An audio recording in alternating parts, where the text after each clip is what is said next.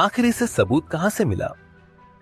अमन को जैसे ही यह बात पता चली कि रचना अग्रवाल के हाथ उसके खिलाफ सबूत लग गया है, तो वह कुछ बेचैन हो उठा। उसने एक आदमी से बात करके यह पुष्टि करने की कोशिश भी करी कि वहां पुलिस तो नहीं पहुंची थी, लेकिन कहीं से भी उसे सकारात्मक जवाब नहीं मिला। अब उसकी घबराहट और बढ़ गई थी, जिसे छुपाने के लिए उसने सिगरेट का सहारा लिया और थाने के बाहर तेज कदमों से टहलते हुए सोचने लगा।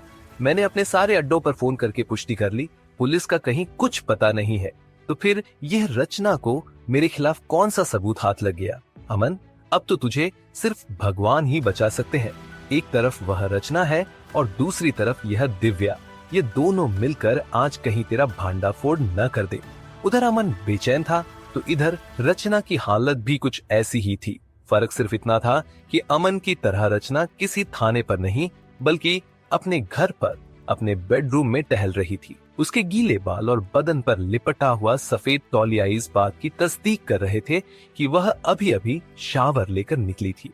हवलदार से बात करने के बाद अपने फोन को उसने बेड पर पटक दिया और सिर पकड़कर बैठ गई। ये अमन आखिर चीज क्या है? कहीं किसी थाने में किसी एजेंसी के पास इसका कोई रिकॉर्ड नहीं है। अरे क्रिमिनल रिकॉर्ड ना सही, कम से कम एक हिस्ट्री तो होती। लेकिन नहीं, वह भी नहीं। इस अमन के बच्चे ने जरूर अपनी पहुंच का इस्तेमाल करके सारे सबूत मिटा दिए हैं। लेकिन अब मैं क्या करूं? मैंने थाने पर झूठ बोल तो दिया है कि मैं सबूत लेकर आ रही हूं। मैं अब कौन सा मुंह लेकर जाऊं उसके सामने? इधर दिव्या के बंगले पर 1 घंटा और गुजर गया। नौकर चाकर सब चले गए थे और घर की सारी लाइट्स भी बंद हो गई थी। केवल दिव्या के कमरे की लाइट जल रही थी और दिव्या प्रीति के साथ बेड पर तकिए का सहारा लेकर बैठी थी।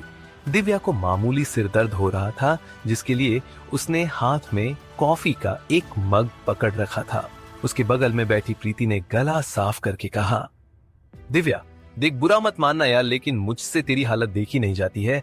आई नो कि ये तेरा पर्सनल मैटर है, लेकिन मैं चाहे कितना भी इग्नोर करने की कोशिश क्यों ना करूं, मेरे से नहीं होता। तू मेरी चाइल्डहुड फ्रेंड है और फिर मैं पिछले 3 दिनों से तेरे साथ ही तो हूं।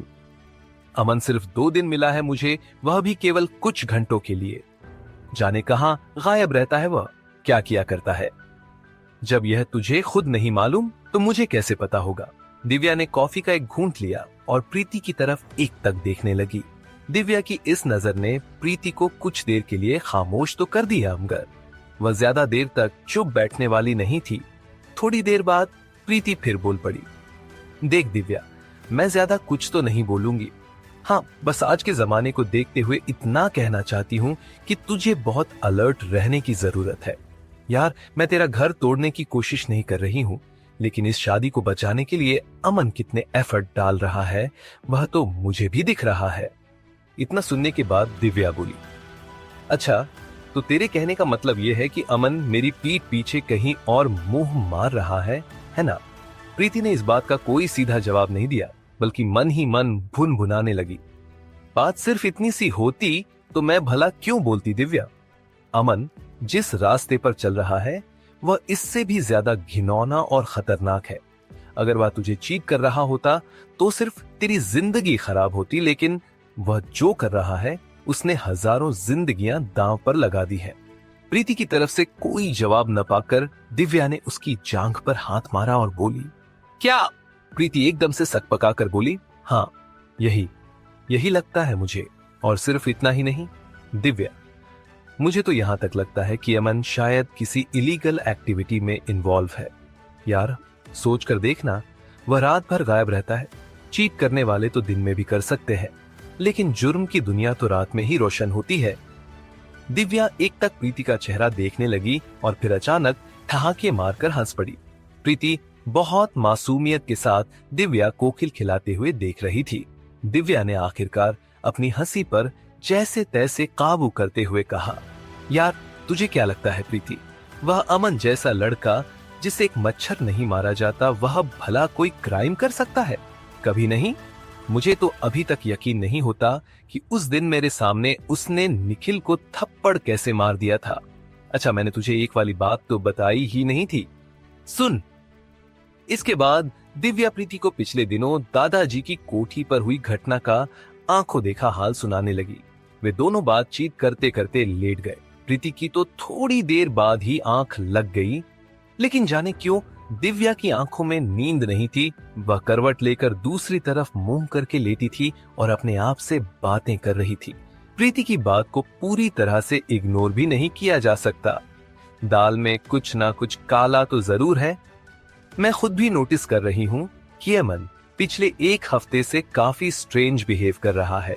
पहले तो वह लेडीज परफ्यूम की अनोखी महक, फिर मेडिकल रिपोर्ट लाने में आनाकानी करना और अब यह रात रात भर घर से बाहर रहना। अचानक दिव्या ने दूसरी करवट बदली और अब उसका चेहरा प्रीति के सामने था। अचानक दिव्या के चेहरे पर भाव भी बदलने लगे और वह अपने मन में बोली, लेकिन दिव्या, तुझे तो इन बातों से खुश होना चाहिए था। तू भी तो यही चाहती थी ना, ताकि इन सब बातों का बेस बनाकर तू अमन से डिवोर्स ले सके। लेकिन अब तुझे ये सब अच्छा क्यों नहीं लग रहा है? सिटी पुलिस स्टेशन में सुबह 8 बजे का वक्त था। अमन ने कल की सारी रात आसमान के नीचे टहलते हुए और बेंच पर सोते हुए गुजारी थी। ऑफिसर्स की ड्यूटी बदल चुकी थी और थाने में चहल पहल अचानक से बढ़ गई थी। अमन अपनी बेंच पर बैठकर सुस्ता रहा था कि तभी जैसे थाने में कोई तूफान आ गया। हवलदार अपनी टेबल को चमकाने लगा, सिपाही अपनी बंदूकें देखने लगे और ठीक उसी समय रचना अग्रवाल का प्रवेश हुआ। Good morning madam. मैं रचना को देखते ही सभी लोग उसे बारी बारी से अभिवादन करने लगे। लॉकअप में बंद कैदियों ने भी ऊंची आवाज में रचना को गुड मॉर्निंग बोला, मगर अमन बहुत खामोशी से उसे देख रहा था। अचानक रचना की नजर अमन के ऊपर गई तो उसने बेपरवाही से कहा, ओह, तो तुम यहीं थे रात भर?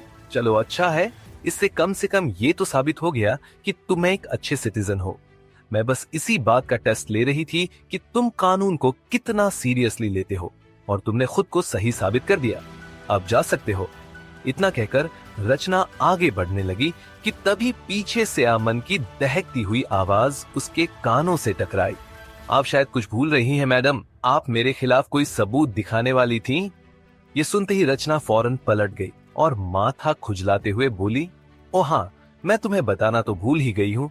हाँ, सबूत तो है, सबूत तो मिल गया है। और सिर्फ सबूत क्यों, हमें तुम्हारे खिलाफ एक गवाह भी मिला है। लेकिन वह क्या है ना कि उसकी सुरक्षा के लिए हम उसे तुम्हारे सामने नहीं ला सकते, तो हमने उसे रिजर्व में रख लिया है, ताकि आगे से अगर तुम कोई कांड करो तो वह तुम्हारे खिलाफ गवाही दे सके। तो मिस्टर अमन, अब आप जाइए और इस बात का पूरा ख्याल रखिएगा कि आगे से कोई गलती ना हो। ठीक, अब जाइए। इतना कहकर रचना एक बार फिर से आगे बढ़ गई, मगर अमन अपनी जगह पर ज्यों का त्यों खड़ा रहा। थाने में मौजूद हर शख्स की नजर इस लड़ाई पर लगी हुई थी। उन सभी को सुबह सुबह एक अच्छा मसाला मिल गया था। अमन ने एक बार फिर ऊंची आवाज में कहा, ये क्यों नहीं कहती कि मुझे यहाँ 15 घंटों तक बिठाने के बाद भी आप मेरे खिलाफ कोई सबूत नहीं जमा कर पाई। अब जबकि आपकी चोरी पकड़ी गई है तो आप नए नए बहाने तलाश रही हैं। मेरा जो इतना वक्त खराब हुआ उसका क्या, यही बात आप रात को बता सकती थी। तभी रचना के मुंह से अचानक निकल गया, यार कल मैं जल्दी सो गई थी।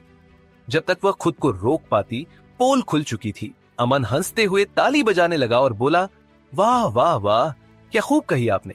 शरीफ इज्जतदार लोगों की नींद चुरा के कानून चैन की नींद सो रहा है। वाह रचना जी, आप तो सचमुच बहुत काबिल निकली। बात तो अब निकल चुकी थी, लेकिन फिर भी रचना ने अपनी सफाई पेश करते हुए कहा, देखो तुम गलत समझ रहे हो, मैं बिल्कुल सही समझ रहा हूं। अमन ने बेहद गंभीरता के साथ कहा, और मैं अब आपको भी समझ चुका हूं मिस रचना अग्रवाल। मुझे तो कल ही यहां से जाने की इजाजत मिल गई थी, लेकिन मैंने आपको एक मौका दिया क्योंकि मुझे आपकी ईमानदारी अच्छी लगी। मुझे लगा कि कहीं आपको ऐसा ना लगे कि एक अपराधी अपने संपर्क का हवाला देकर छूट गया। लेकिन अब मुझे समझ आ गया है कि लोग अपराधी बनते क्यों हैं, क्योंकि उन्हें कानून के अंदर बैठे आप जैसे लोग मजबूर करते हैं। ये सुनते ही रचना के तन बदन में आग लग गई। अमन को उंगली दिखाकर वह गर्जी, अमन तमीज से बात करो तुम। हाँ तो क्या हो गया, अगर मैंने तुम्हें यहाँ रुकने को कह दिया तो पुलिस शक के आधार पर किसी को भी उठा सकती है और उससे पूछताछ कर सकती है। तुम्हारे साथ ही हो गया तो इतना हंगामा क्यों खड़ा कर रहे हो? क्योंकि तुमने मुझसे झूठ बोला है। इस बार तो अमन का गुस्सा भी भड़क उठा था। तुमको जो करना था वह कर लिया ना, अब तुम देखो कि मैं क्या करता हूं। मैं तुम्हें दिखाता हूं कि कानून क्या होता है और ताकत क्या होती है। तुम्हारी ऐसी शिकायत करूंगा कि ट्रांसफर होते होते रिटायर हो जाओगी। तुम्हारी यह मजाल, रचना बोली और फौरन अमन के ऊपर हाथ छोड़ दिया। लेकिन उसका हाथ अमन के गाल को छू पाता इससे पहले ही अमन ने उसकी कलाई पकड़ ली और एक झटके से ऐंठ दी। पूरे थाने में हाहाकार मच गया। दो हवलदार आनन फानन में अपनी जगह से दौड़े और रचना की कलाई को अमन के शिकंजे से छुड़ाने लगे। रचना भी दांत पीसकर खुद को आजाद कराने के लिए तड़प रही थी, लेकिन अमन के आगे सारी कोशिशें बेकार थीं। आखिरकार अमन ने खुद ही रचना का हाथ छोड़ दिया और बोला, आइंदा कभी मेरे सामने मत पड़ना। आज तो मैं तुम्हें बहुत सस्ते में छोड़ रहा हूँ, वरना तुम्हें अब भी मालूम नहीं है कि अमन शर्मा चीज क्या है। तुम्हारे सीनियर मिस्टर कबीर बेदी ने तुम्हें बताया था ना, लेकिन फिर भी कोई शक हो तो उनके सीनियर से पूछ लेना। चलता हूँ। अमन यह बोलकर मुड़ा और दरवाजे की तरफ चल पड़ा। अचानक रचना ने ऊंची आवाज में कहा, पुलिस स्टेशन में आकर तुमने एक पुलिस वाले के साथ बदसलूकी करी है अमन शर्मा। इस बात को याद रखना और मैं भी याद रखूंगी। अमन ने इस बात का कोई जवाब नहीं दिया और अपनी मस्ताना चाल में चलता हुआ बाहर निकल गया। पूरे 15 घंटे के बाद थाने से बाहर आकर अमन पहली बार खुली हवा में सांस ले रहा था। लंबी लंबी सांसें लेकर उसने सुबह की ताजी हवा को अपने फेफड़ों में भर लिया।